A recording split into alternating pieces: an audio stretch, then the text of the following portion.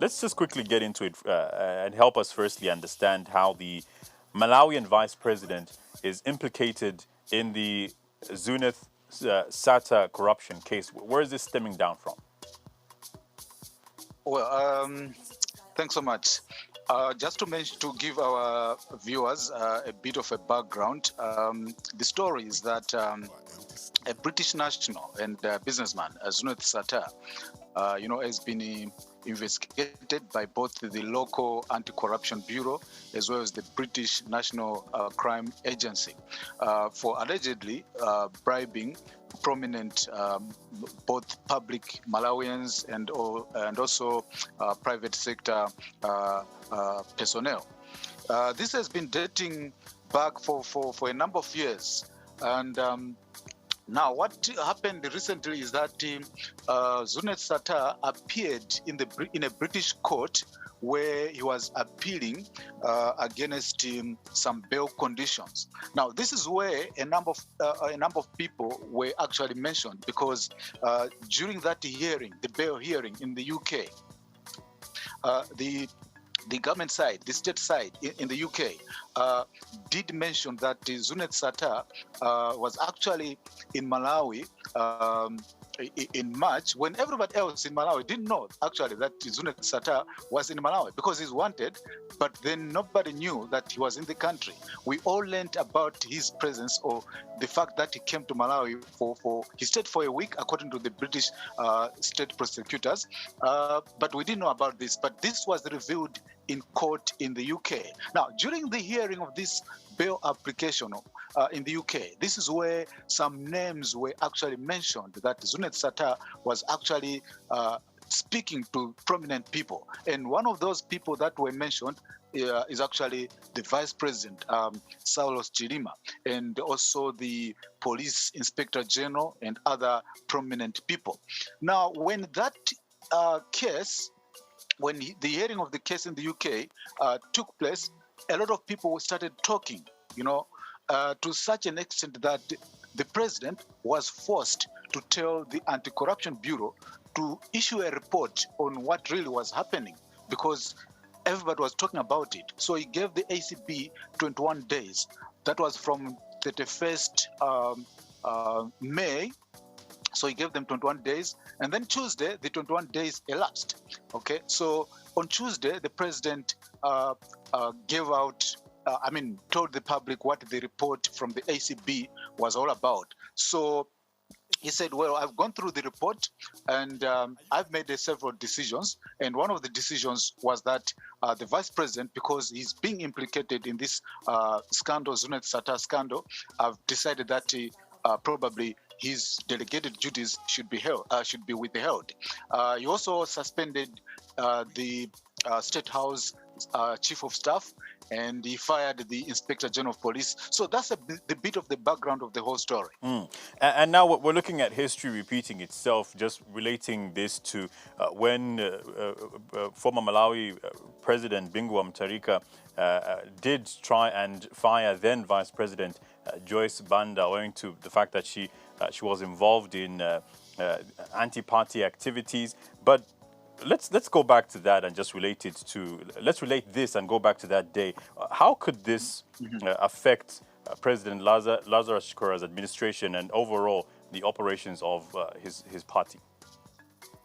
Well, I think in Malawi we have a history of presidents getting into bad blood with their vice presidents, because it even dates back to the first democratic president, Bakiri Muluzi. At some point he ran into bad blood with the late Justin Malawezi. And then coming to late Bingu Mutharika, the same thing happened.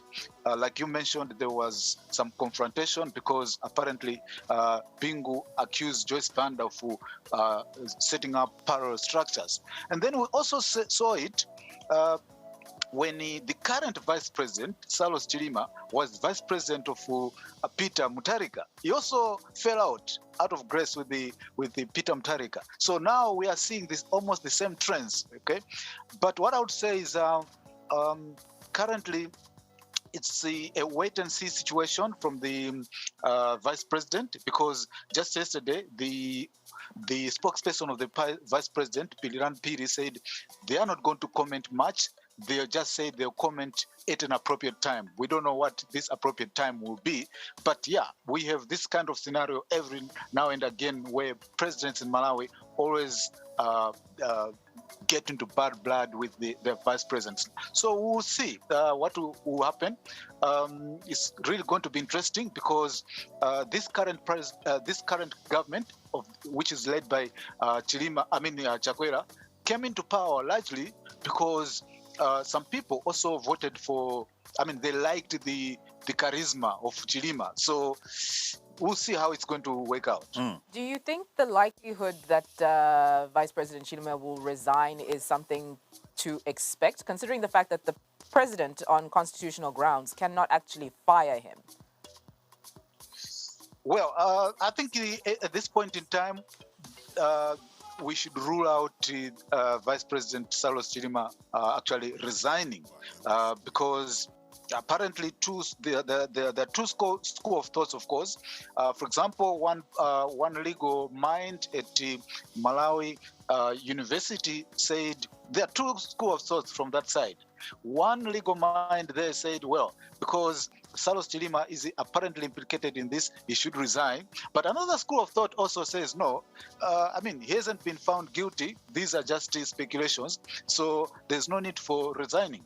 And again, looking at the past trends, even if vice presidents have been in bad blood with the presidents in the past, we've never seen a vice president resigning. So we don't expect anything coming from Chilima this time around. And generally, just speaking now of corruption in Malawi, this is something that President Lazarus Chakwera has heavily spoken out on, and not so long ago we did see him dismissing his entire cabinet. And you also brought up the issue of the Anti-Corruption Bureau having to, just look into certain matters around corruption within Malawi itself. But do you think that the current government over there in Malawi is doing enough when we speak of them fighting against corruption?